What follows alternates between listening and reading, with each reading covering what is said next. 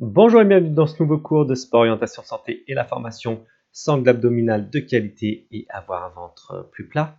Aujourd'hui, on va parler des secrets pour avoir un ventre plat et pour perdre du poids. Les fameuses lois des 7. Il est très important de faire du sport qui associe la musculation et l'endurance. À temps d'activité égale, la musculation a au moins autant d'avantages et d'effets que l'endurance sur la minceur et la silhouette, tout en ayant aussi des bénéfices cardiovasculaires. La musculation agit sur le poids en améliorant la régulation de la glycémie. Résultat, le corps produit moins d'insuline pour abaisser la glycémie et donc déstocke mieux les graisses. Courir, faire du vélo, voilà, les solutions, ce sont les solutions les plus répandues pour brûler des graisses, pour brûler des calories et donc perdre du poids.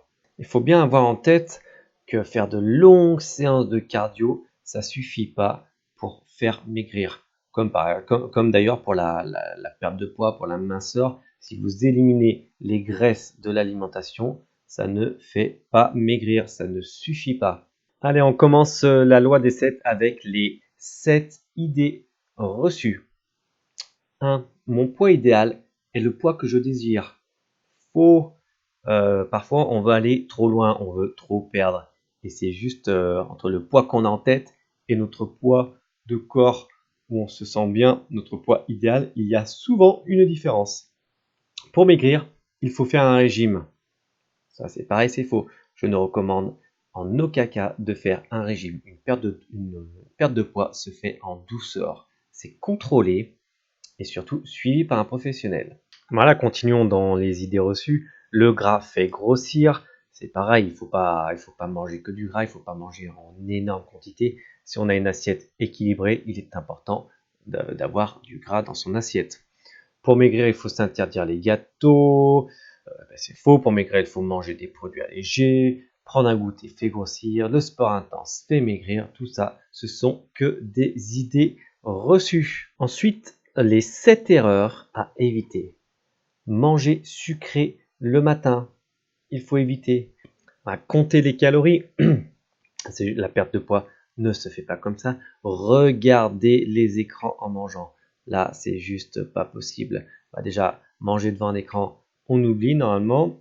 Mais surtout que là, en plus, on a tendance à grignoter, à manger. On ne sait même plus la quantité qu'on mange. Et en plus, notre cerveau est tellement fixé sur l'écran, sur ce qu'on regarde, que du coup, la satiété peut arriver plus tard. Se forcer à manger. Stop. Écoutez votre corps. S'il a faim, mangez. Le top, c'est d'arriver à manger quand le corps demande. Après, c'est difficile avec le métro boulot dodo, c'est juste pas possible. Manger dans de grandes assiettes. Et oui, plus l'assiette est grande, plus on met à manger. Donc réduisez l'assiette. Enfin voilà, il ne faut pas manger dans des grandes assiettes pour réduire la quantité. Éviter les frustrations constantes. On a le droit de se faire plaisir de temps en temps. Voilà, autorisez-vous 1-2 fois par semaine le chocolat, les gâteaux, enfin voilà, il n'y a pas de souci là-dessus. Et pour terminer sur les 7 erreurs à éviter, et donc évitez de tester tous les nouveaux régimes à la mode. Ensuite, la loi des pistes à explorer. Apprendre à gérer ses émotions. Parce que le grignotage, le craquage, ça va souvent avec les émotions. Hein. Je suis content, je vais boire une bière et manger des cacahuètes. Je suis triste, je vais manger 2 paquets de gâteaux. Donc voilà, les émotions, important. Il faut apprendre à les gérer, apprendre à les maîtriser et surtout comprendre ce qui est le moment déclencheur lorsqu'on s'alimente trop. Il faut manger selon la chronobiologie. Il faut privilégier les aliments à index glycémique bas. Manger en pleine conscience. Il faut mastiquer et être à l'écoute de son corps et reconnaître la satiété. Quand on n'a plus faim, on n'a plus faim. Être bien entouré et se faire accompagner, c'est très important d'aller voir une nutritionniste, une diététicienne, une naturopathe qui vous épaulera dans cet objectif. Voilà, et les 7 points pour explorer un plan d'attaque, pour vous fixer des objectifs avec la méthode SMART, pour avoir un mental d'acier. Il faut que vous arriviez à identifier les facteurs déclencheurs de la prise de poids. Voilà, chômage, colère, on a parlé des émotions, etc. Il faut aussi déterminer quel est votre poids idéal. Pas celui, faut pas se dire, tiens, mais à 20 ans, je faisais 62 kilos, j'étais bien comme ça. Non, non, ça fonctionne pas comme ça. Il faut envoyer un professionnel, essayer de déterminer votre poids idéal. Définissez des objectifs atteignables, des objectifs réalisables, pas de démesure. Tenez un journal alimentaire avec les émotions associées pendant une semaine et analysez, identifiez les axes d'amélioration. Voilà, comme je vous l'ai déjà dit dans un cours précédent, voyez les aliments qui vous conviennent, voyez si je sais pas si vous avez mangé un paquet de churros, qu'est-ce qui a déclenché ce grignotage, voilà.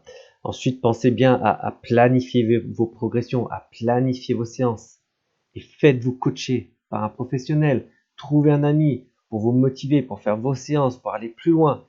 Et on se félicite chaque jour, on s'encourage, on va de l'avant et on fait le bilan de sa journée. On dit waouh, c'est chouette, j'ai réussi à faire mon entraînement plus manger la salade que j'avais préparée la veille. Je me suis préparé un petit goûter qui était super bon.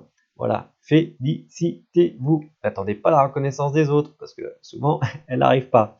Voilà, je vous dis à très vite pour un prochain cours. Merci de m'avoir écouté. Pensez bien aux 7 points et à très vite pour un programme, un entraînement. Au revoir.